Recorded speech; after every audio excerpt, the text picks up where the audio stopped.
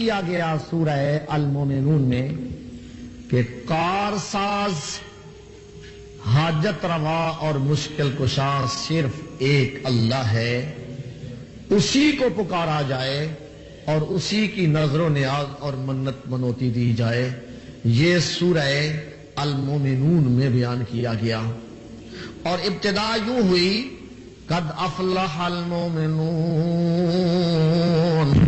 ماننے والے ہی کامیاب ہو گئے، فلاح ماننے والوں کو ملی ہے، یعنی جو اللہ کی وحدانیت پہ سچا اور پکا ایمان لاتے ہیں فلاح اور کامیابی انہی کا مقدر بنتی ہے.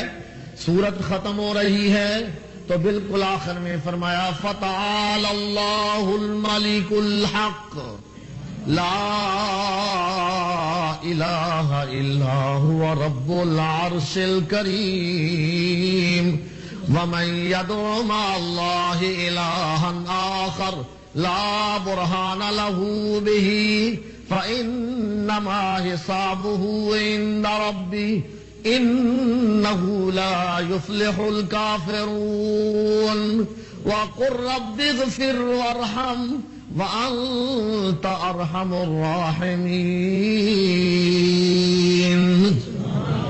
ابتدا تھی ماننے والے فلاح پا گئے، کامیاب ہو گئے، انتہا ہے انہ لا یفلح الکافرون، انکار کرنے والے، نہ ماننے والے کبھی فلاح نہیں پاتے. انکار کس کا ہے جی؟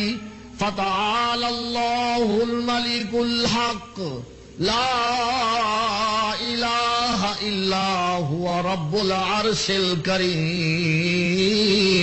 اقرار و انکار اس کا کہ جی ساری کائنات سے اللہ بلند، تعالی اللہ الملک الحق جو سچا بادشاہ ہے، لا الہ الا ہو، اس کے سوا کوئی بندگی کے لائق نہیں، رب العرش الکریم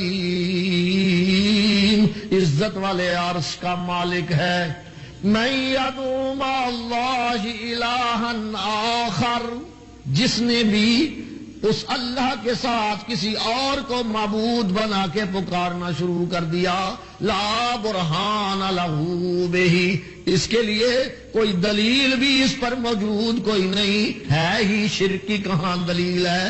فإنما حسابہ عند ربی، اس کا حساب اس کے پروردگار کے ہاں نتیجہ یہ نکلے گا انہ لا یفلح الکافرون. یہ انکار کرنے والا ہوا اور انکار کرنے والوں کو کبھی فلاح نہیں ملتی. میرے محبوب ان کے انکار سے غم زدہ نہ ہونا. قل رب اغفر وارحم وانت خیر الراحمین. تو یہ وظیفہ کیا کر، رب اغفر اللہ مجھے معاف کر دے، وارحم اللہ مجھ پہ مہربانیاں فرما، انت ارحم الراحمین تو بڑا ہی مہربان ہے. یہ ہے سورہ مومنون کا اختتام. سورہ نور میں یہ بتلایا جائے گا اگر دنیا میں تم نے بھی انتہائی سچائی سے یہ کہنا شروع کر دیا نا اللہ کے سوا کوئی کارساز نہیں ہے، اللہ کے سوا کوئی پکارنے کے لائق نہیں ہے، اللہ کے سوا کوئی حاجت روا اور مشکل کشا نہیں ہے، ایک اللہ کی پکار تم نے بھی شروع کر دی، ایک اللہ کی سچی بندگی تم نے شروع کر دی، اس میں رلا نہ ڈالا. رلا ڈالنے والے دا ہو رہے، ادھر بھی کر لیا ادھر بھی کر لیا، ادھر بھی مل گئے ادھر بھی مل گئے، اپنا بھی پوج لیا دوسرے بھی پوج لیے، ان کی بات نہیں. فرمایا تم اللہ کی بندگی کرنے میں کھڑے ہو گئے، سچے ہو گئے، خدا کی بندگی میں رلا نہ ڈالا، شرکت کسی طرح بھی برداشت نہ کی، تو پھر تمہارا معاملہ بھی وہی ہوگا جو میرے محمد کا ہوا صلی اللہ علیہ وسلم. اسی کے لیے تو میرے محمد نے وطن چھوڑا ہے صلی اللہ علیہ وسلم، اور تو کوئی جرم نہیں تھا. مکہ کیوں چھوڑنا پڑا؟ یہی تو قصور تھا. مکے والے کہتے ہمارے معبودوں کو بھی پکار لیا کر اگر یہاں رہنا ہے تو. ہم میں رہنا ہے تو ہمارے معبودوں کو بھی پکارنا ہوگا، پر میرا محمد کہتا ہے صلی اللہ علیہ وسلم میں تو ایک اللہ کو پکاروں گا، اسی کی دعوت تمہیں بھی دوں گا اور ہمیشہ ہمیشہ زندگی بھر اسی کی دعوت دیتا رہوں گا۔ چنانچہ تصادم میں آپ کو مکہ چھوڑنا پڑا، مدینے میں آئے تو مدینے میں بھی یہود کے قبائل، ان میں بظاہر کچھ لوگ مسلمان تو ہو چکے تھے لیکن اندر سے منافق تھے۔ عزیر علیہ السلام کو اللہ کا بیٹا بنا کے پکارنے والے، عیسیٰ علیہ السلام کو اللہ کا بیٹا بنا کے پکارنے والے وہ موجود تھے منافقین۔ ان منافقین نے بھی منصوبہ بندیاں شروع کر دی، اور ایک رب کی طرف پکارنے والا اسے کس طرح بدنام کیا جائے، یہ مخلوق میں بدنام ہو جائے، یہ مخلوق میں اس طرح بدنام ہو جائے کہ اس کی بات سنے ہی کوئی نہ، اور یہ ایک اللہ کی پکار، ایک رب کی بندگی کا معاملہ ٹھپ ہو جائے۔ چنانچہ مدینے میں بھی نبی پاک صلی اللہ علیہ وسلم کی عزت پہ حملے شروع ہو گئے۔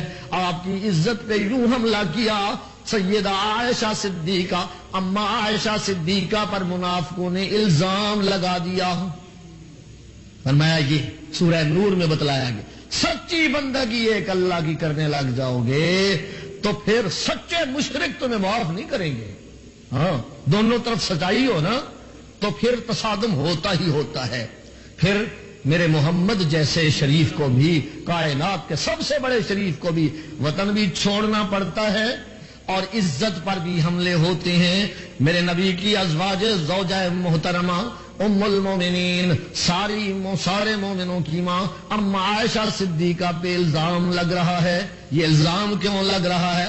منافق اس کام کو روکنا چاہتے ہیں، محمد کے گھر پہ حملہ کرو صلی اللہ علیہ وسلم، گھر سے بدنام ہوگا۔ جہاں توحید بیان کرے گا لوگ کہیں گے پہلے اپنے گھر کی تو خبر لینا، تیرے گھر کا معاملہ کیا ہوا ہے، تیرے گھر کے معاملے بگڑے ہوئے ہیں، لوگوں کو بتلاتا پھرتا ہے۔ فرمایا یوں تمہیں بھی اس قسم کے صدمے آئیں گے، تم پر بھی الزام لگیں گے، تمہاری عزت کو بھی اچھالا جائے گا۔ یہ دونوں صورتوں کا مضمون کا ربط ہے۔ سورت کا شان نزول بھی سن لیجئے، سورت کیوں اتری؟ 6 ہجری میں رسول اللہ صلی اللہ علیہ وسلم ایک غزوے کے لیے تشریف لے گئے، غزوہ بنو مستلق، اور آپ کا معمول مبارک یہ تھا جب جہاد پہ جنگ کے لیے باہر تشریف لینا جانا چاہتے، ازواج مطہرات کے نام قرآن اندازی ہوتی، جس کا نام قرے میں نکلتا، نبی اکرم صلی اللہ علیہ وسلم جہاد میں ان کو بھی ساتھ لے جایا کرتے تھے۔ سیدہ عائشہ صدیقہ فرماتی ہیں رضی اللہ تعالی عنہا، اس غزوے پہ جانے لگے آپ نے قرآن اندازی فرمائی تو میرا نام نکل آیا، لہذا مجھے حکم ہوا کہ تم تیار ہو جاؤ، تم نے جہاد میں ساتھ جانا ہے۔ نبی اکرم صلی اللہ علیہ وسلم کے ساتھ تیاری ہو گئی۔ اب جہاد سے فارغ ہوئے، واپس آ رہے تھے، رسول اللہ صلی اللہ علیہ وسلم نے واپسی پہ مدینے سے ذرا دور ایک جگہ رات کے پچھلے حصے میں پڑاؤ ڈالا، مجاہدوں کو کہا ذرا استراحت کر لو، جنگ کے تھکے ہوئے، جنگ کے ماندے، فرمایا رات کو استراحت کر لو، صبح سویرے اٹھیں گے، نماز پڑھ کے سفر اپنا جاری کر لیں گے، ذرا آرام بھی ہو جائے گا۔ سب لوگ آرام کر کے اٹھے۔ سیدہ عائشہ صدیقہ فرماتی ہیں رضی اللہ تعالی عنہا، میں بھی ساتھ تھی اور میں ایک کجاوے پہ تھی اور پردے کے احکامات نازل ہو چکے تھے اور ہم ہودج پہ ہوا کرتی تھیں، ازواج مطہرات یا عورتیں جو ساتھ ہوتی، جس کو کجاوا کہتے ہیں، عربی میں ہودج کہتے ہیں، کجاوے میں ہوا کرتی تھیں، کجاوے پہ بھی پردہ ہوا کرتا تھا۔ اور خود عائشہ صدیقہ فرماتی ہیں اس زمانے کی عورتیں موٹی نہیں ہوا کرتی تھیں، موٹی تازی، وہ مشقت کیا کرتی تھیں، وہ ہاتھوں سے محنت کیا کرتی تھیں، وہ مجاہدہ ہوا کرتی تھیں، اس لیے عام عورتوں میں بھی موٹاپا نہ ہوا کرتا تھا۔ اور میری تو عمر بھی تھوڑی تھی، میرا تو بچپنا تھا، ابھی میرے وزن کا تو کچھ تھا ہی نہیں، میں بالکل دبلی پتلی اور میرا وزن معمولی سا۔ جب رسول اللہ صلی اللہ علیہ وسلم نے حکم دیا قافلے کو وہاں سے کوچ کرنے کا. میں باہر گئی ہوئی تھی قضائے حاجت کے لیے اور واپس آئی. ابھی قافلہ نہ چلا تھا تو واپس آئی. اچانک میرا ہاتھ میرے سینے پہ لگا تو میرا وہ یمنی ہار نہ تھا، وہ گویا باہر کہیں ٹوٹ کے گر پڑا ہے. میں نے کسی کو بتلایا بھی نہیں ہے. شور و غل ہوگا، میں دوڑ پڑی کہ ابھی جہاں سے جن پاؤں پہ گئی ہوں وہاں ہی کہیں موجود ہوگا. باہر جو قضائے حاجت کے لیے ضرورت کے لیے گئی تھی گئی تو مجھے ہار تو وہاں مل گیا، لیکن جب واپس پہنچی تو وہاں سے قافلہ جا چکا تھا. اور نبی اکرم صلی اللہ علیہ وسلم کے حکم کے مطابق صحابہ کرام نے عائشہ صدیقہ کے کجاوے کو اونٹ پہ رکھ دیا. اوپر پردہ تھا، ان کو یہ احساس نہیں ہوا کہ یہ خالی ہے. خود کہتی ہے نا وزن تو معلوم بھی نہیں ہوتا تھا، میرا بچپنا بھی تھا، میں دبلی پتلی تھی، عام عورتیں بھی موٹی نہیں ہوا کرتی تھیں، کسی کو احساس کوئی نہیں ہوا کہ یہ خالی کجاوا ہے یا اس میں عائشہ موجود ہیں. میں تو باہر گئی ہوئی تھی. جب میں واپس آئی تو اب قافلہ تو وہاں موجود نہیں ہے. اب پریشان ہو گئی. عورت ذات تھی، پیچھے تو دوڑ نہ سکتی تھی، قافلہ دور نکل چکا ہے. مجھے ذرا دیر لگ گئی ہار تلاش کرنے میں، رات کا موسم تھا. میں نے سوچا اگر میں جاؤں راستہ بھول جاؤں پھر وہ مجھے تلاش کرنے واپس آئیں، مصیبت بن جائے گی. مجھے یہاں ہی ٹھہر جانا چاہیے. کہتی ہیں میں نے وہاں ہی پردہ کر لیا اور بیٹھ گئی. اور رسول اللہ صلی اللہ علیہ وسلم انتظام یوں فرمایا کرتے تھے کہ جہاں قافلہ ہوتا قافلے سے پیچھے بھی ایک آدمی موجود ہوا کرتا تھا. تقریباً جس وقت قافلے نے یہاں سے کوچ کرنا ہے تو وہ پچھلے پڑاؤ سے کوچ کر کے یہاں پہنچتا ہے.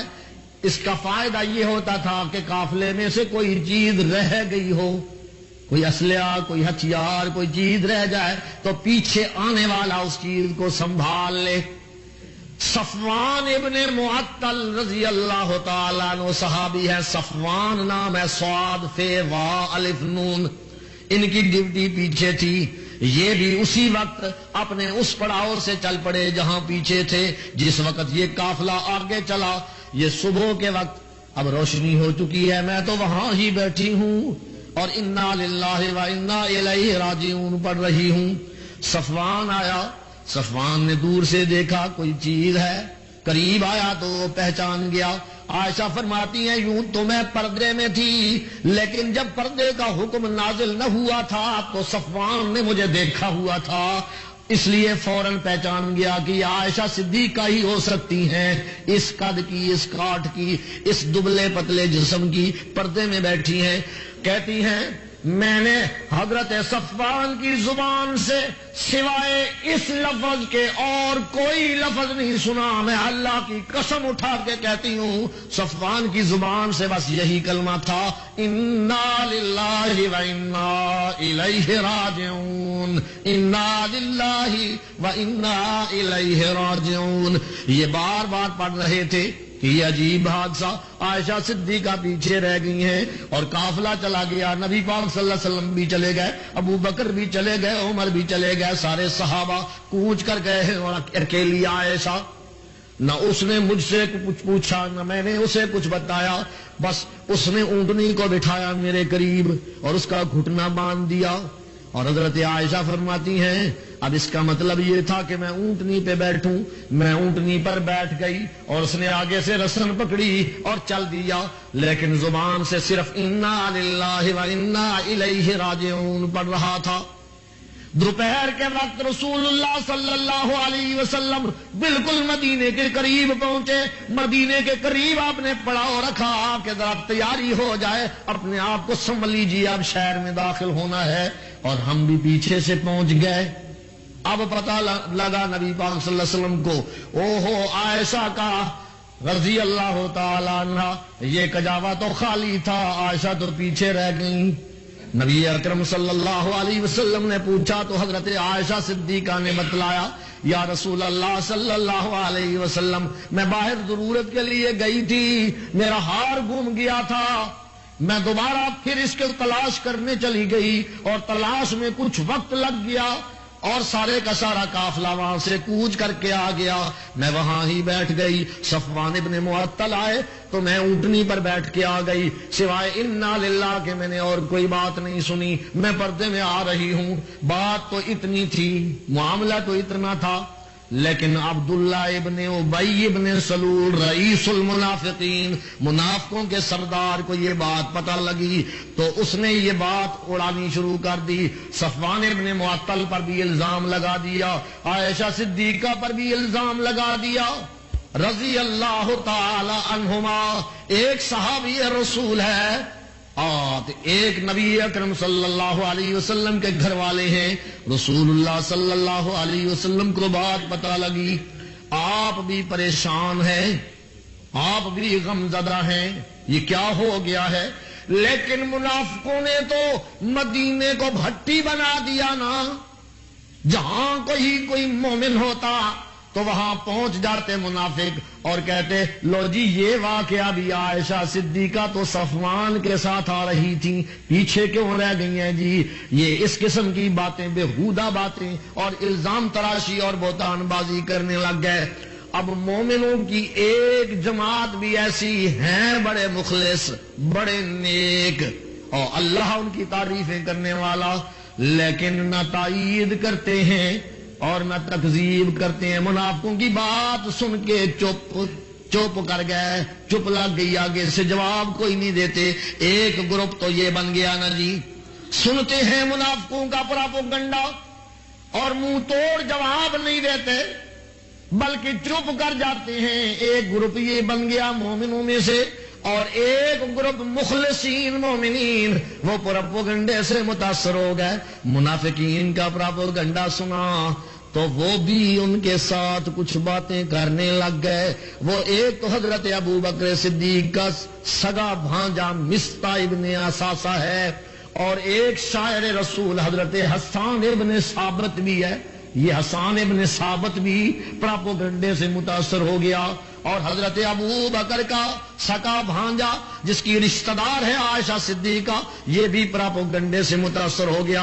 ہیں دونوں بڑے مخلص صحابی، بڑے پکے اور سچے مومن ہیں، ان کی زبان سے بھی کچھ باتیں نکلنے لگ گئیں، اور باقی منافقوں نے تو پرزور پراپوگنڈا شروع کر رکھا ہے، الزام تراشی اور بہتان لگانے شروع کر رکھے ہیں۔ وقت گزرتا گیا، عائشہ صدیقہ کہتی ہیں رضی اللہ تعالی عنہا، میں آتے ہی بیمار ہو گئی تھی، پر مجھے کوئی پتہ نہیں کیا ہو رہا ہے، مجھ سے کوئی بات نہیں کرتا، بس اتنا مجھے احساس ہوتا ہے رسول اللہ صلی اللہ علیہ وسلم معمول کے مطابق گھر تشریف لاتے ہیں، سلام کہتے ہیں مجھے، اور سلام کہہ کے پوچھتے ہیں گھر والوں آپ کا کیا حال ہے، آل بیت تمہارا کیا حال ہے؟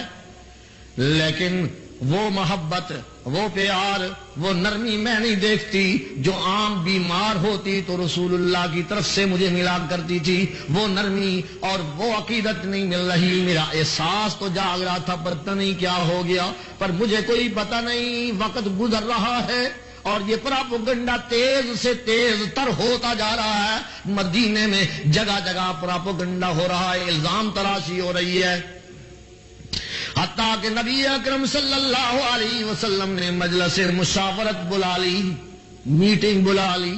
میٹنگ میں حضرت اسامہ بھی موجود ہیں، رسول اللہ ان سے مشورہ کیا کرتے تھے۔ اسامہ ابن زید ابن حارثہ رضی اللہ تعالی عنہ رسول اللہ صلی اللہ علیہ وسلم کے بڑے محبوب ہیں۔ علی بھی میٹنگ میں موجود ہے، عمر بھی میٹنگ میں موجود ہیں، رضوان اللہ تعالی علیہم اجمعین۔ آپ نے اسامہ سے پوچھا، اسامہ تم کیا کہتے ہو اس معاملے میں؟ حضرت اسامہ عرض کرتے ہیں یا رسول اللہ، آپ کے گھر والے ہیں، ہماری زبان تو زیب بھی نہیں دیتی کہ اما عائشہ پر کوئی بات کہی جائے۔ حضرت علی سے پوچھا علی تم کیا کہتے ہو؟ حضرت علی نے فرمایا یا رسول اللہ صلی اللہ علیہ وسلم، اگر آپ کا دل سمجھتا ہے کہ یہ معاملہ ایسا ہے تو کوئی بیویوں کی کمی تو نہیں نا آپ کے لیے؟ حضرت علی نے یہ الفاظ کہہ دیے. عمر فاروق سے جب آپ نے پوچھی بات، عمر فاروق کہتے یا رسول اللہ صلی اللہ علیہ وسلم، میرا بھی ایک سوال ہے. میرا سوال یہ ہے کہ یہ عائشہ آپ کے نکاح میں آپ کی مرضی سے آئی یا اللہ نے آپ کے نکاح میں بھیجی؟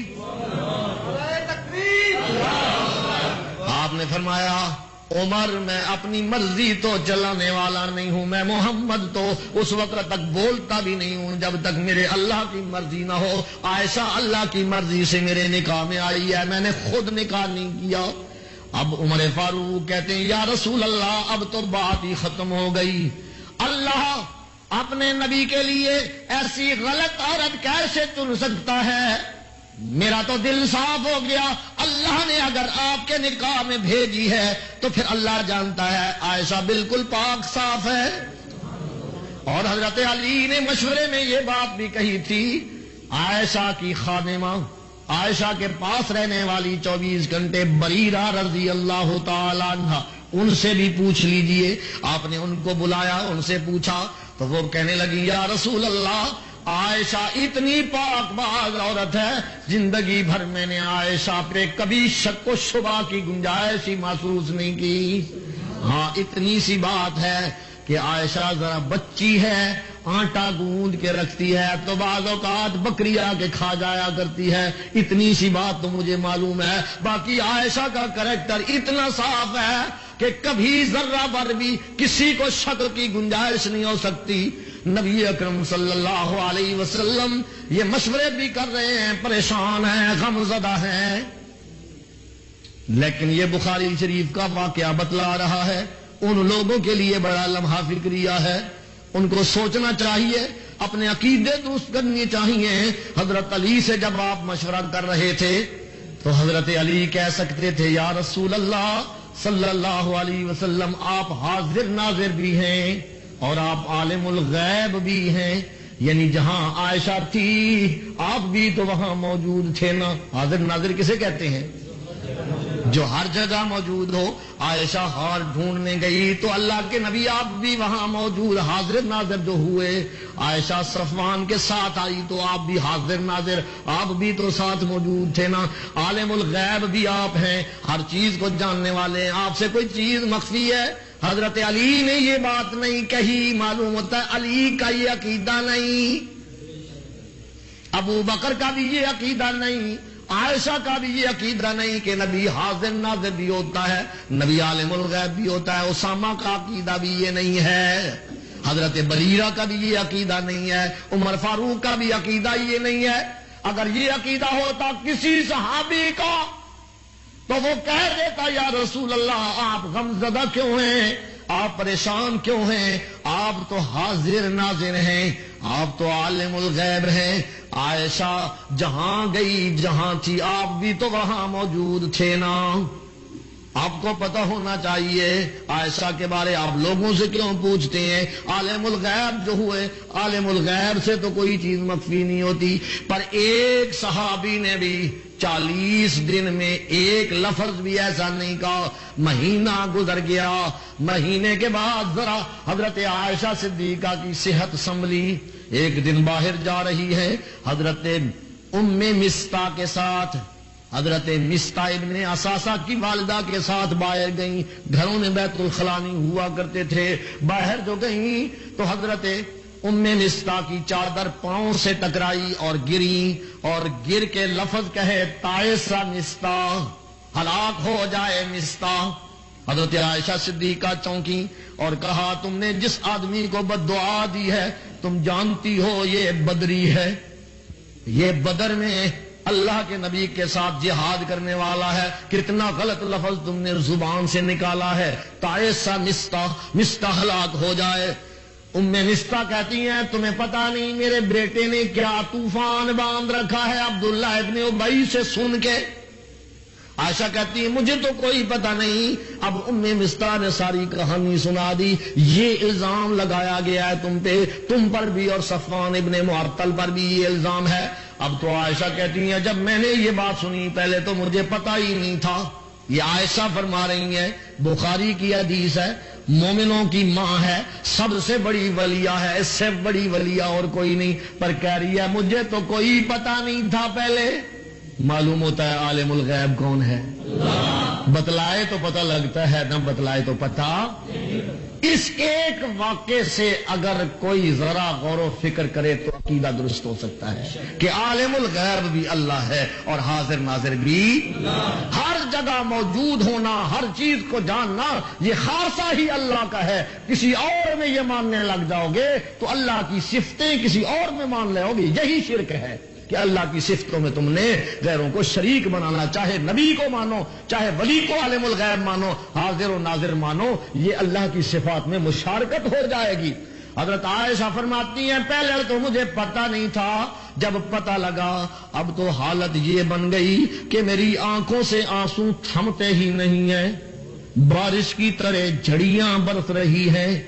یہ الفاظ کی دنیا میں آپ کو نہیں سمجھا سکتا۔ یہ تو وہی آدمی جس کے سر پہ ایسا قصہ، ایسی کہانی آ گئی ہو کہ وہ معصوم ہو، وہ پاک باز ہو اور اس پہ جھوٹا الزام لگ گیا ہو اور بہتان کسی نے باندھ دیا ہو، اب اس کی راتیں جس طرح رو رو کے گزرتی ہیں یہ وہی جانتا ہے، عام آدمی اس کو نہیں جانتے کہ یہ کیا حالت ہو جاتی ہے۔ عائشہ صدیقہ فرماتی ہیں نبی اکرم صلی اللہ علیہ وسلم معمول کے مطابق تشریف لائے، میں نے رسول اللہ صلی اللہ علیہ وسلم سے اجازت مانگی، یا رسول اللہ مجھے اجازت دو، میں اپنے ماں باپ کے گھر جانا چاہتی ہوں۔ رسول اللہ صلی اللہ علیہ وسلم نے اجازت دے دی۔ اب ماں باپ کے گھر گئیں، ماں نے ساری بات وہی جو ام مستہ نے سنائی تھی ان سے پوچھا تو انہوں نے بھی سنا دی۔ ہاں بیٹی معاملہ تو یوں ہے، مدینے کی گلیوں میں چرچے ہیں، تجھ پر الزام لگ رہا، پر گھبرانا نہیں، پریشان نہ ہونا۔ ہائے اماں پریشان کیوں نہ ہوں، کیوں نہ غمزدہ ہوں، میری عزت کو مدینے کی گلیوں میں اچھالا جا رہا، جبکہ میں بے گناہ ہوں، میں معصوم ہوں، میں نے کوئی گناہ نہیں کیا، میں نے کوئی غلطی نہیں کی، لیکن منافق اور ان کے ساتھ کچھ مومن بھی مخلص بھی لگے ہوئے ہیں۔ حسان ابن ثابت بھی ساتھ لگ گیا، مستہ ابن اساسہ بھی ساتھ لگ گیا، کچھ اور بھی ساتھ لگ گئے ہیں، اور کچھ وہ مومنین جو چپ ہیں، پراپیگنڈے کا جواب زوردار انداز سے نہیں دیتے۔ یہ عجیب معاملہ بن گیا ہے۔ اماں حضرت عائشہ صدیقہ کی اماں کہتی ہیں بیٹی جو اتنی حسین و جمیل عورت ہو، جس سے خاوند اتنی محبتیں کرتا ہو اور اس کی شوقیں بھی موجود ہوں، تو اس پر اس قسم کے الزام لگتے ہی رہتے ہیں، فکر نہ کر، پریشان نہ ہو۔ پر عائشہ صدیقہ بے کب اس بات کا اثر، کہتی ہیں میں دن بھی روتی تھی اور رات کو بھی روتی تھی، مکان کے ایک کونے میں اپنے اللہ سے التجائیں کرتی تھی، میرے اللہ میں مظلوم ہوں، میں بے گناہ ہوں، میرے ساتھ یہ زیادتی ہو رہی۔ ایک دن میں دیکھا نبی اکرم صلی اللہ علیہ وسلم تشریف لائے ہیں، رسول اللہ صلی اللہ علیہ وسلم آئے، میرے پاس بیٹھ کے سلام کہا، میں نے جواب دیا، اور سلام کہنے کے بعد آپ فرمانے لگے عائشہ بعض اوقات کسی بندے سے غلطی ہو ہی جاتی ہے، نادانستگی سے غلطی ہو جاتی ہے، نادانی سے غلطی ہو جاتی ہے، اس کا بہترین حل یہی ہوتا ہے کہ اللہ سے معافی مانگی جائے، توبہ کی جائے۔ عائشہ اگر کوئی غلطی ہو گئی تو اس کا اقرار کر لیجئے اور اللہ سے معافی مانگیے، توبہ کیجئے۔ حضرت عائشہ صدیقہ نے جب یہ بات سنی تو کہتی ہیں اب تو یہ حالت ہو گئی تھی کہ میرا جگر ٹکڑے ہوتا تھا، میرا کلیجہ باہر آنے کو تھا کہ میرے محبوب کو بھی اب مجھ پہ شک ہونے لگ گیا ہے، اور میرے آنسو کہتی ہیں پہلے جو ندیاں بہ رہی تھیں فوراً خشک ہو گئے، ایسے پتہ لگا جیسے آنسوؤں کا پیچھے خزانہ ہی ختم ہو چکا ہے۔ اور میں نے رسول اللہ صلی اللہ علیہ وسلم کی طرف بھی دیکھا، اپنی ماں کی طرف دیکھا، اپنے باپ کی طرف دیکھا، وہ بھی موجود ہیں۔ میں نے باپ کو کہا ابا جی آپ رسول اللہ کو کوئی جواب دیں، آپ نے فرمایا بیٹی رو رہے ہیں، بیٹی میں کیا جواب دوں۔ پھر میں نے اماں کی طرف دیکھا، اماں جی آپ تو رسول اللہ صلی اللہ علیہ وسلم کو کوئی اس بات کا جواب دینا۔ اماں نے کہا بیٹی میں کیا جواب دے سکتی ہوں، کہتی ہیں میں نے خود رسول اللہ صلی اللہ علیہ وسلم سے بات کی اور میں اس وقت کہنا چاہتی تھی حضرت یعقوب کا نام لینا چاہتی تھی کہ میرا حال تو وہی یعقوب علیہ السلام کا حال ہے، لیکن یعقوب نام بھی میرے ذہن میں نہیں رہا تھا، اور میں نے کام یوں چلایا کہ میرا حال میرے سردار ابو یوسف والا ہے۔ ابو یوسف لفظ کہہ کے میں نے گزارا کیا، یعقوب نام بھی مجھے نہیں آ رہا تھا، اتنا غم اور اتنی مصیبت مجھ پہ تھی۔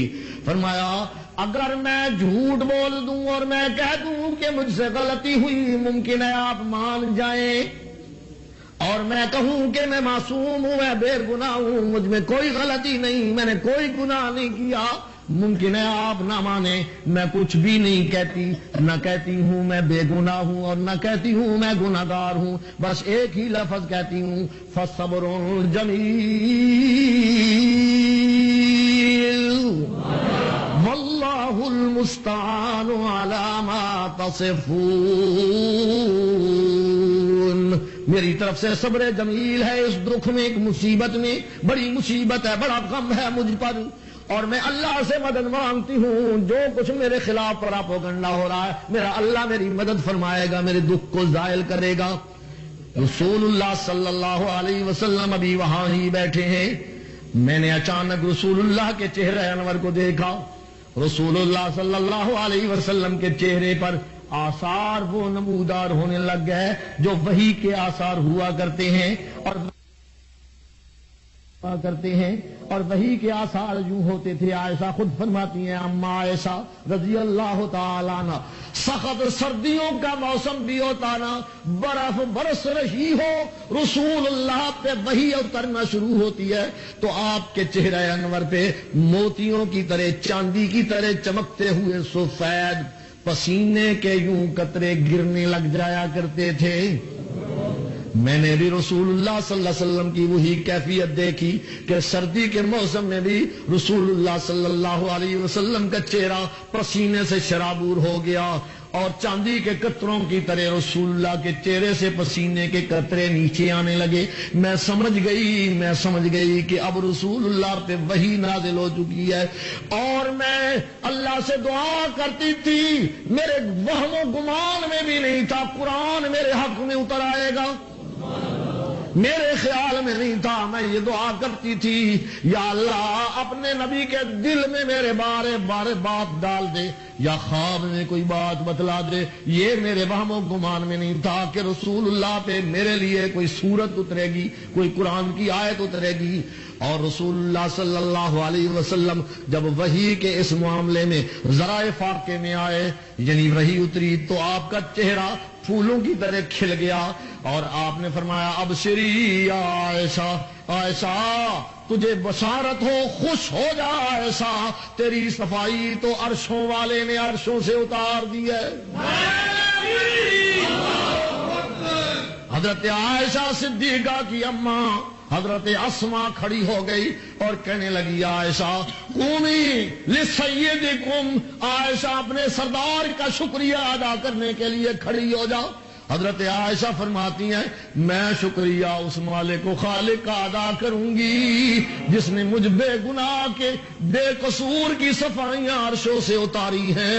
سیدہ عائشہ صدیقہ سجدے میں چلی جاتی ہیں، رب کا شکریہ ادا کرنے لگ جاتی ہیں، اور ادھر سورہ نور نازل ہو گئی، سورہ نور نازل ہو گئی، اور رسول اللہ صلی اللہ علیہ وسلم سورہ نور لگ گئے۔ یہ ہے سورہ نور کا شان نزول، یعنی سورہ نور اللہ نے حضرت عائشہ صدیقہ کی برات میں اتاری ہے۔ عرشوں سے حضرت اما عائشہ کی صفائی اتری کہ اما عائشہ بے گناہ ہے، جھوٹ کہنے والے، الزام لگانے والے جھوٹے ہیں، کذاب ہیں۔ نبی اکرم صلی اللہ علیہ وسلم نے یہ آیتیں پڑھ کے سنائی، ان الذین جاءوا بالافک عصبۃ منہم لا تحسبوه شرا لكم، لا تحسبوه شرا لكم بل هو خير لكم، لكل امرئ منهم ما اكتسب من الاثم والذي تولى كبره منهم له عذاب عظيم۔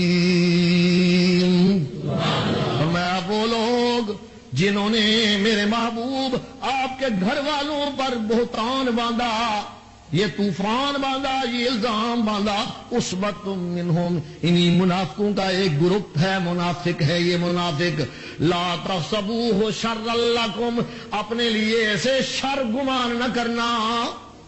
واہ میرے مولا، فرمایا یہ جو الزام لگا ہے نا اس کو شر گمان نہ کرنا، بل ہوا خیر لکم، بلکہ اس میں تمہارے لیے خیر ہے۔ اگر یہ الزام نہ لگتا عائشہ پر تو سورہ نور عائشہ کے حق میں آسمانوں سے کیسے اترتی؟ گویا پوری قرآن کی سورت عائشہ کے حق میں اتر آئی ہے تو یہ خیر بنی نا۔ اور پھر سورہ نور میں باقی جتنی مومنہ عورتیں ہیں ان کی عزتوں کو محفوظ کرنے کے لیے قانون اتار دیے گئے ہیں، قوانین اترے ہیں اصلاح معاشرہ کے لیے، اور عورتوں کی عزت کی حفاظت کے لیے قوانین اتارے گئے ہیں، تو یہ خیر ہے شر نہیں ہے۔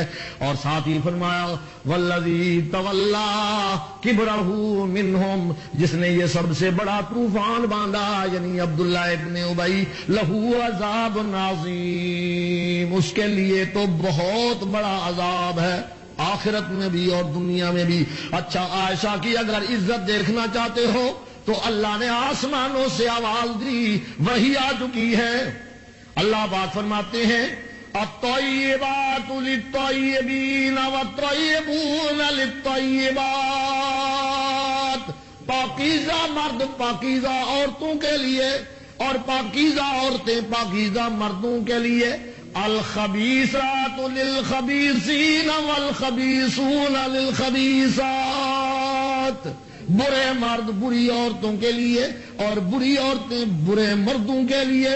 اگر عائشہ کی شان دیکھنا چاہتے ہو تو میرے محمد کو دیکھ لو صلی اللہ علیہ وسلم، جس طرح میرا محمد پاکیزہ ہے اور معصوم ہے، اللہ نے اس کی بیوی بھی ایسے ہی چن کے اس کے لیے لائی ہے عائشہ صدیقہ۔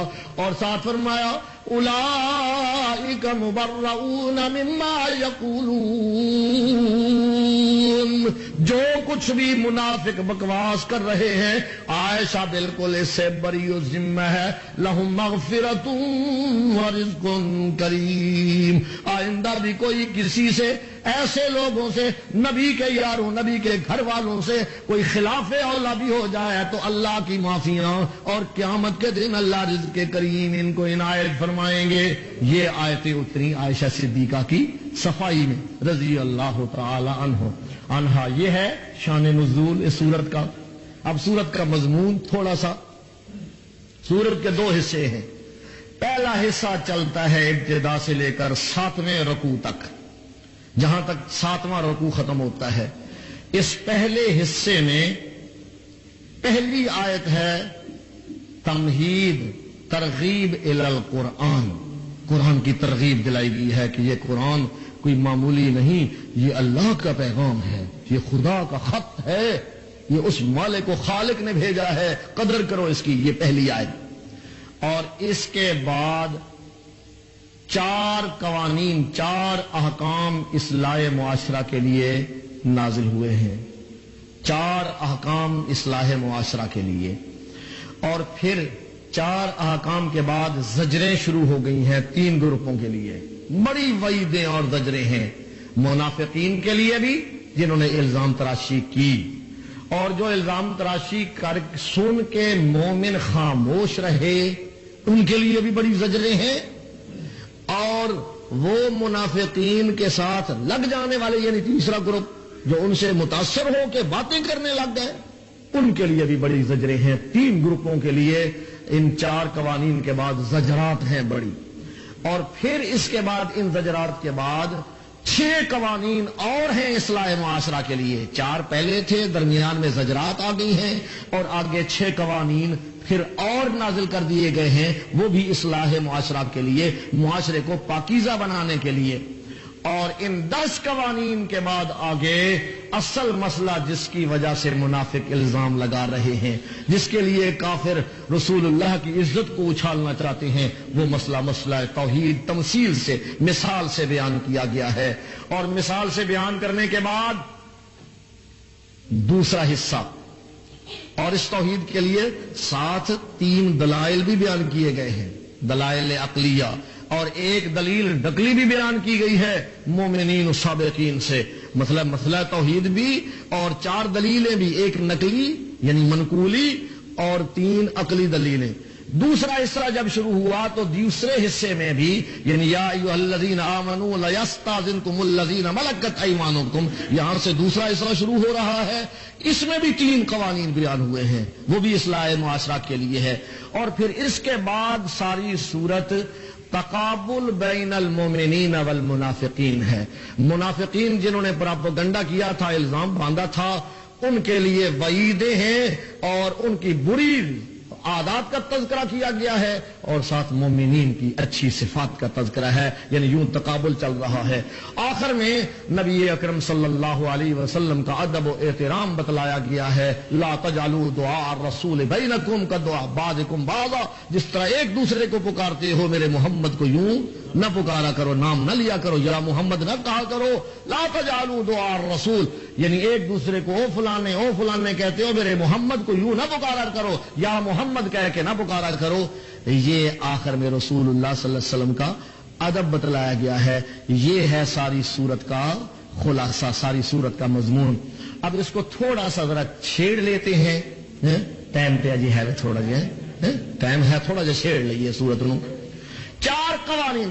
پہلی تمہید تھی نا، سورۃ انزلناها وفرضناها وَأَنزَلْنَا فِيهَا آيَاتٍ بَيِّنَاتٍ لَعَلَّكُمْ تَذَكَّرُونَ.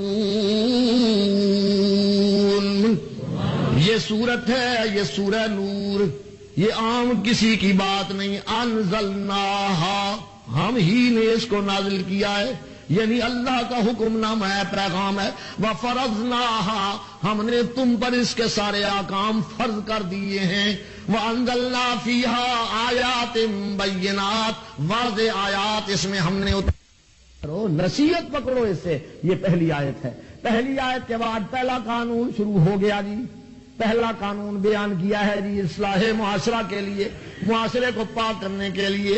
الزانیۃ والزانی فاجلدوا کل واحد منہما مئۃ جلدہ ولا تأخذکم بہما رأفۃ فی دین اللہ ان کنتم تؤمنون باللہ والیوم الآخر ولیشہد عذابہما طائفۃ من المؤمنین. میں بدکارہ عورت اور بدکار مرد، الزانیۃ والزانی فاجلدوا کل واحد منہما مئۃ جلدہ. مرد بدکار ہو تو اسے بھی، عورت بدکارہ ہو تو اسے بھی 100 کوڑے لگائے جائیں. فاجلدوا مئۃ، فاجلدوا ہر ایک کو کوڑے لگائے جائیں، مرد کو بھی عورت کو بھی. مئۃ جلدہ 100 کوڑے، 100 کوڑے لگانے ہیں. یہ سزا کہ یہ سزا ملے تو معاشرے سے بدکاری اور زنا ختم ہو جائے، معاشرہ پاک ہو جائے اور یہ بلڈ صاف ستھرا ہو جائے معاشرے میں، یہ بدکاری اور ایڈز وغیرہ یہ ختم ہو جائیں. یہ اسلام میں پہلا قانون. اور ساتھ ہی فرمایا 100 کوڑے مارتے ہوئے کہیں ترس نہ آ جائے تمہیں، خبردار ترس نہ کھانا کسی کو. اگر تم میں ایمان ہے تو اللہ کا حکم ماننا ہے، 100 سے 1 کم بھی نہیں کرنا اور 100 سے 1 اوپر بھی نہیں کر سکتے تم. خبردار. لا تاخذکم بہما رأفۃ فی دین اللہ، اللہ کے دین میں خبردار نرمی نہ کرنا. جو حکم آیا ہے اسے صحیح نبھانا، صحیح سر انجام دینا اس کو. وَلْيَشْهَدْ عَذَابَهُمَا طَائِفَةٌ مِّنَ الْمُؤْمِنِينَ. جہاں ان کو سزا ملے وہاں سزا دینے والا جج بھی ہونا چاہیے، یعنی مومنین کی ایک جماعت وہاں موجود ہو. وہاں ڈی سی کو ہونا چاہیے، وہاں ایس پی کو ہونا چاہیے، وہاں تھانے دار کو ہونا چاہیے جس نے کیس بنایا ہے. یہ سارے ان کی موجودگی میں اور عوام کی موجودگی میں ان کو 100 کوڑے لگائے جائیں. یہ سزا ہے اس کی جو کنوارے ہوں، مرد یا عورت غیر شادی شدہ، غیر شادی شدہ کو 100 کوڑے، اور شادی شدہ اگر یہی کرتوت کریں، یہ بدکاری کریں، مرد ہو عورت ہو، انہیں رجم کیا جائے گا سنسار کیا جائے گا، پتھروں سے مار دیا جائے گا، لیکن ثبوت ہو تو تب یا خود اقرار کرے یا 4 گواہ پیش کرے موقع کے، پھر ثبوت ہوگا اور پھر اسے سنسار کیا جائے گا۔ یہ بھی تواتر سے متواتر حدیثوں سے نبی اکرم صلی اللہ علیہ وسلم سے ثابت ہے، اور یہ رجم کرنا بھی نبی پاک صلی اللہ علیہ وسلم سے ثابت ہے۔ یہ پہلا قانون جی معاشرے کو پاک کرنے کے لیے۔ دوسرا قانون اور آیا جی، الزانی لا ينكح الا زانیۃ او مشرکا والزانیۃ لا ينكحها الا زان او مشرک وحرم ذلك على المؤمنین۔ دوسرا قانون یہ ہے جی، فرمایا بدکار مرد ہو، زانی مرد ہو، بدکار مرد ہو تو لوگوں شریف عورتوں سے نکاح کا حق اسے نہ دو، معصوم اور نیک عورتوں سے اسے حق نکاح نہ دو، کوئی شریف عورت اس کے نکاح میں نہ جائے۔ زانی اور بدکار مرد کے، بدکارہ عورت ہی ڈھونڈو، کوئی کنجری ڈھونڈو، کوئی طائفر ڈھونڈو اور وہ اس کے نکاح میں، بدکار کے نکاح میں جانی چاہیے۔ یا اللہ، شہر ہی سارا شریفوں کا ہے، بدکار تو کوئی نہیں ملتا، میں بدکار کوئی نہیں ملتا تو پھر مشرکہ عورت سے اس کا نکاح کر دو۔ سمجھ رہے ہو؟ یہ قرآن ہے، ذرا سورہ نور دیکھنا، یہ دوسرا قانون ہے۔ الزانی لا ينكح الا زانیۃ او مشرکہ، کوئی بدکار ڈھونڈے سے بھی بدکارہ عورت نہیں پاتا، نکاح تو زانی کا زانیہ سے ہونا چاہیے نا، جیسا یہ جیسی وہ، لیکن اگر نہیں ملتی، ڈھونڈے سے نہیں ملتی زانیہ، تو پھر مشرکہ سے اس کا نکاح۔ مشرکہ کون سی؟ غیر اللہ کی نظریں دینے والی، غیر اللہ کے چڑھاوے چڑھانے والی، یاریاں دینے والی اور کھانے والی، غیر اللہ کی پکاریں کرنے والی۔ فرمایا اس سے اس کا نکاح کر لو۔ اور اسی طرح والزانیۃ لا ينكحها الا زان او مشرک، کوئی ایسی بدکارہ عورت ہے تو اس بدکارہ عورت کو کسی نیک مرد کے نکاح میں نہ دینا، بلکہ بدکار مرد کے نکاح میں دینا، اور بدکار کہیں بھی نہیں ملتا ہے تو پھر کس کے نکاح میں دے دو؟ مشرک کے نکاح میں دے دو۔ مشرک کے نکاح میں کون مشرک؟ جو اللہ کی ذات میں کسی کو شریک بناتا ہے، اللہ کی صفات میں کسی کو شریک بناتا ہے، اللہ کا بھی سجدہ کرتا ہے، قبر کا بھی سجدہ کرتا ہے، اللہ کی بھی نظر و نیاز دیتا ہے، قبر کی بھی نظر و نیاز دیتا ہے۔ فرمایا اس بدکارہ کو اس کے نکاح میں دے دو، مشرک کے نکاح میں دے دو۔ یا اللہ، بات سمجھ نہیں آ رہی، بدکارہ اور مشرکہ میں کیا تعلق؟ بدکار اور مشرک کی آپس میں نسبت کیا ہو گئی؟ یہ زانی اور وہ مشرک، یہ زانیہ اور وہ مشرکہ، یا اللہ ان میں نسبت کیا ہے؟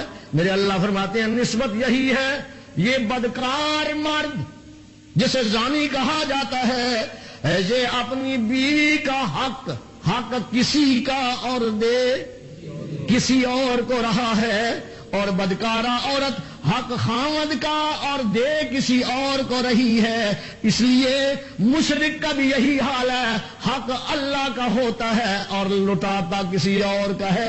یہ دونوں میں نسبت ہے، یہ بھی ایک کا حق دوسرے کو دیتا ہے، اور یہ مشرکہ بھی اللہ کا حق دوسروں کو دیتے ہیں۔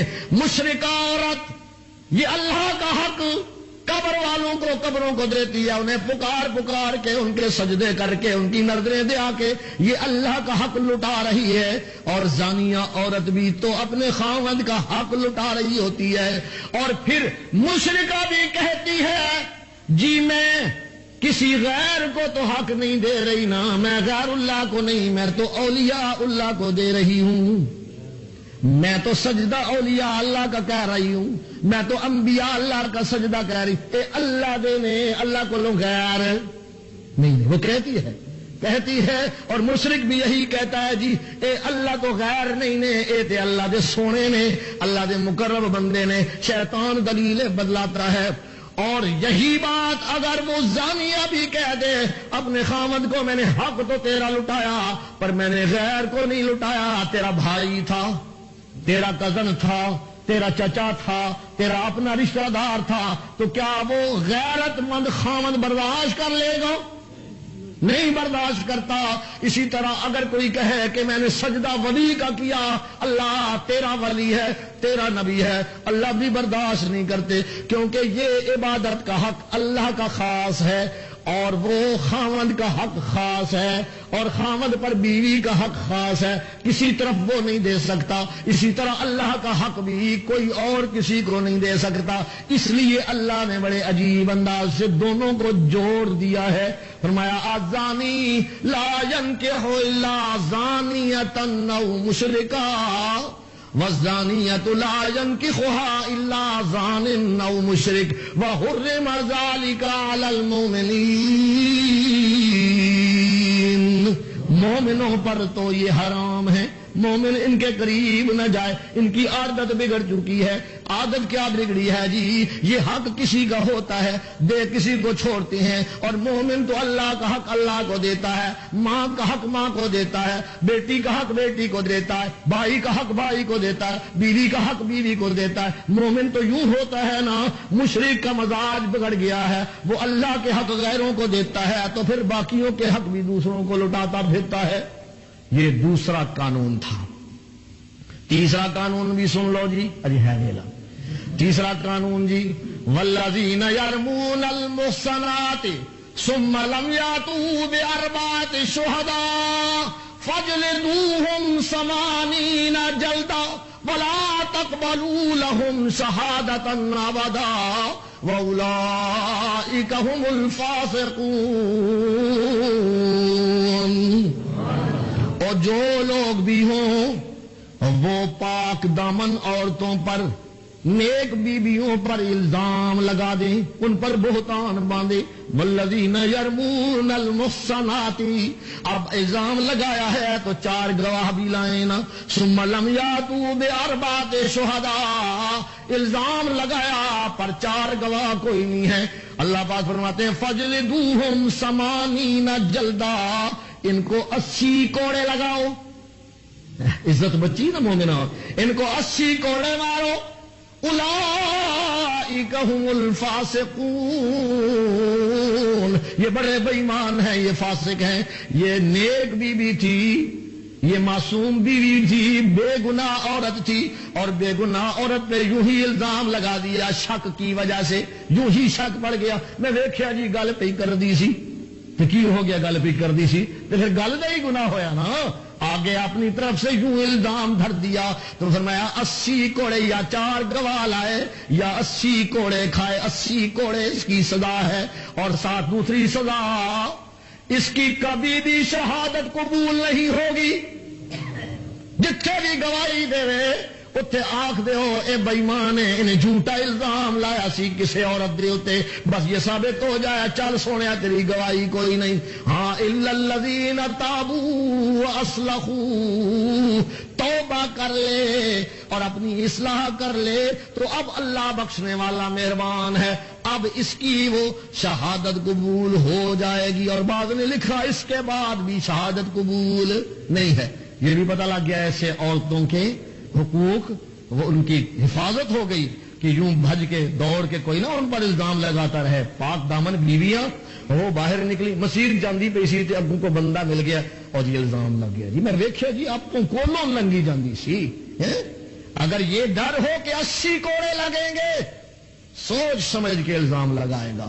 آگے جی چوتھا قانون بھی سن لیجئے، والذین یرمون ازواجہم ولم یکن لہم شہداء الا انفسہم فشہادۃ احدہم 4 شہادات باللہ انہ لمن الصادقین والخامسۃ ان لعنۃ اللہ علیہ ان کان من الکاذبین ویدرؤ عنہا العذاب ان تشہد 4 شہادات باللہ انہ لمن الکاذبین والخامسۃ ان غضب اللہ علیہا ان کان من الصادقین۔ کوئی آدمی اپنی بیوی پر الزام لگا دیتا ہے، اے بتا کم ہوں نا خراب، کوئی آدمی اپنی والذین یرمون ازواجہم اپنی بیویوں پر شک کر کے الزام لگا دیا جی، بہتان باندھ دیا جی، یہ بیٹا میرا نہیں ہے جی، یہ نطفہ میرا نہیں ہے، یوں بات کہہ ڈالی. قرآن فرماتا ہے وَلَمْ يَكُنْ لَهُمْ شُهَدَاءُ إِلَّا أَنفُسُهُمْ، گواہ کوئی نہیں ہے، خود ہی گواہ ہے، خود ہی بات کہنے والا مدعی ہے، پر گواہ اس کے پاس کوئی نہیں ہے. تو اس کا کیا حل ہے؟ فرمایا اس کا حل کیا ہے کہ یہ لعان کرے گا. لعان کیسے کہتے ہیں؟ فشہادت احدہم اربع شہادات باللہ انہ لمن الصادقین. وہ 4 مرتبہ اللہ کی قسم اٹھا کے کہے گا، میں اللہ کی قسم اٹھا کے کہتا ہوں میری بیوی پر میں نے الزام سچا لگایا ہے، اور 5ویں مرتبہ کہے گا اگر میں نے جھوٹا الزام لگایا ہے تو خدا کی لعنت ہونی چاہیے مجھ پر. یہ ایک دفعہ، اور پھر بیوی کھڑی ہو جائے گی قاضی کے دربار میں، اور قاضی کے سامنے وہ بھی شروع کر دے گی. وہ 4 مرتبہ کہے گی اللہ کی قسم اٹھا کے، میں اللہ کی قسم اٹھا کے کہتی ہوں میں بے گناہ ہوں، یہ جھوٹا ہے. اور 5ویں مرتبہ کہے گی میں اللہ کی قسم اٹھاتی ہوں اگر یہ میرا خامد سچا ہو تو مجھ پر خدا کا غضب نازل ہو. اس کو کہتے ہیں لعان. اب جب قاضی کے دربار میں، قاضی کی عدالت میں یہ بات ہو جائے گی، یہ دونوں علیحدہ ہو جائیں گے، بس یہی طلاق ہے، یہ تفریق ہو گئی ہے ان کے درمیان، ختم معاملہ ان کا.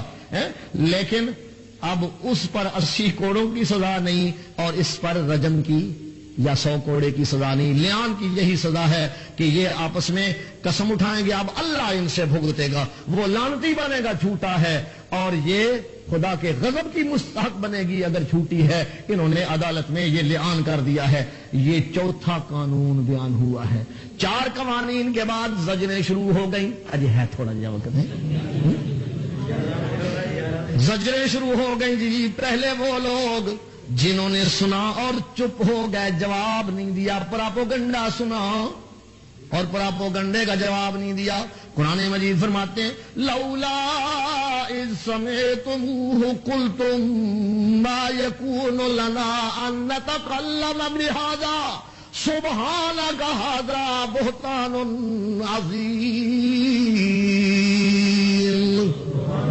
قرآن کہتا ہے یوں کیوں نہیں ہوا ایسے، لولا کیوں ایسے نہیں ہوا کہ جب تم نے اپنے کانوں سے یہ الزام سنا تھا تو تم کہتے ما یکون لنا ان نتکلم بہذا، ہمارا حق ہی نہیں بنتا کہ ہم اماں عائشہ کے بارے کوئی بات زبان سے نکالیں، بلکہ تمہیں تو اسی وقت یوں کہنا چاہیے تھا. یوں کیوں نہیں کہا؟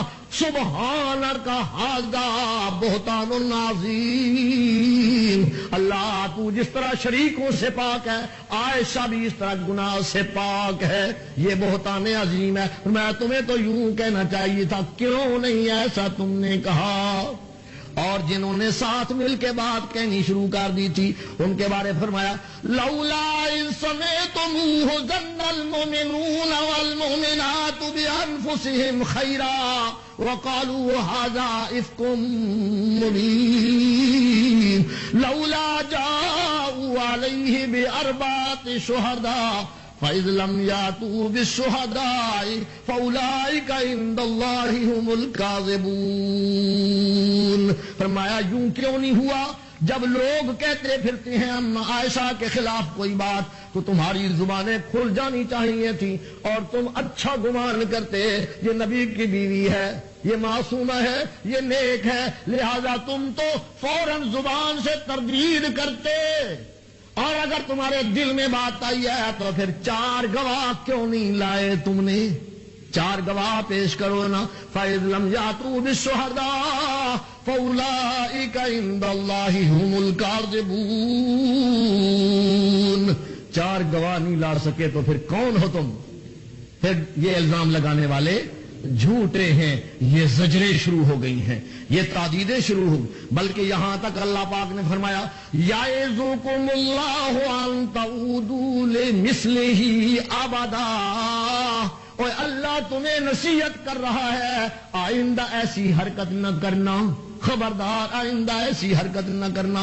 تمہاری زبان تک، تمہارے کانوں تک بات پہنچے او خامخواہ کا بہتان، گواہی ہے کوئی نہیں، ثبوت ہے کوئی نہیں، اور تم سنو تو فوراً برملا کہا کرو یہ بہتان ہے، یہ جھوٹ ہے، یہ طوفان ہے، خبردار نہ ماننا نہ ماننا اور تردید کرنا جب تک کہ تمہارے پاس ثبوت نہ آ جائے، جھوٹے نہ بننا۔ کفا بالمرء کذبا ان یحدث بکل ما سمع، فرمایا کسی آدمی کے لیے جھوٹا ہونے کے لیے اتنا کافی ہے، ہر سنی سنائی بات کو آگے بیان کرتا جاتا ہے، فرمایا اس کے جھوٹے ہونے کے لیے اتنا ہی کافی ہے۔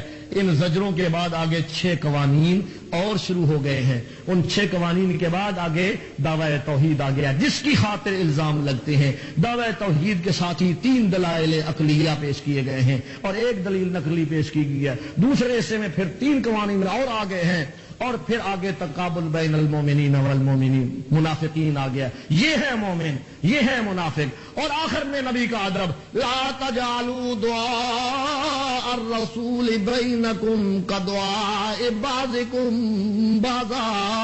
اور ابن عباس کو دیکھ لیجئے، اور بھی جس تفسیر کو مرضی دیکھ لیجئے، وہاں لکھ رہا ہوگا کہ عبداللہ ابن عباس فرماتے ہیں لا تقولوا یا محمد بل قولوا یا رسول اللہ بل قولوا یا نبی اللہ۔ عبداللہ ابن عباس فرماتے ہیں آیت کا مطلب یہ ہے کہ لوگوں یا محمد کر کے نہ پکارا کرو، نام لے کے نہ پکارا کرو، بلکہ یا رسول اللہ، آپ کا عہدہ ذکر کیا کرو، آپ کی صفت کا تذکرہ کیا کرو، اے اللہ کے رسول، اے اللہ کے نبی جو رسول اللہ کے پاس ہوا کرتے تھے۔ اور اب اگر کوئی بندہ کہنا چاہے اب تو وہ رسول اللہ صلی اللہ علیہ وسلم کو حاضر ناظر سمجھ کے نہیں کہ اے بیٹھے میرے سے میں کہنا یا رسول اللہ یا رسول اللہ، حاضر ناظر کا عقیدہ کرے گا تو پھر شرک بن جائے گا۔ حاضر ناظر کا عقیدہ نہ رکھے، حاضر ناظر اللہ ہے، اور یوں اپنے وظائف میں یا کسی چیز میں یا رسول اللہ کہتا ہے تو کوئی حرج نہیں ہے۔ یا محمد کہنا گناہ اور بے ادبی اور گستاخی بن جاتی ہے۔ یا محمد کہنا ہے تے انہاں نجدیاں سڑدیاں رہنا، انہاں کادے واسطے سڑنا ہے؟ جڑا نبی دا گستاخ ہوئے سڑنا تے انہیں، ہاں جڑا بے ادبی تے گستاخی پہ کردا ہوئے۔ اللہ سانو نبی دا ادب و احترام دے۔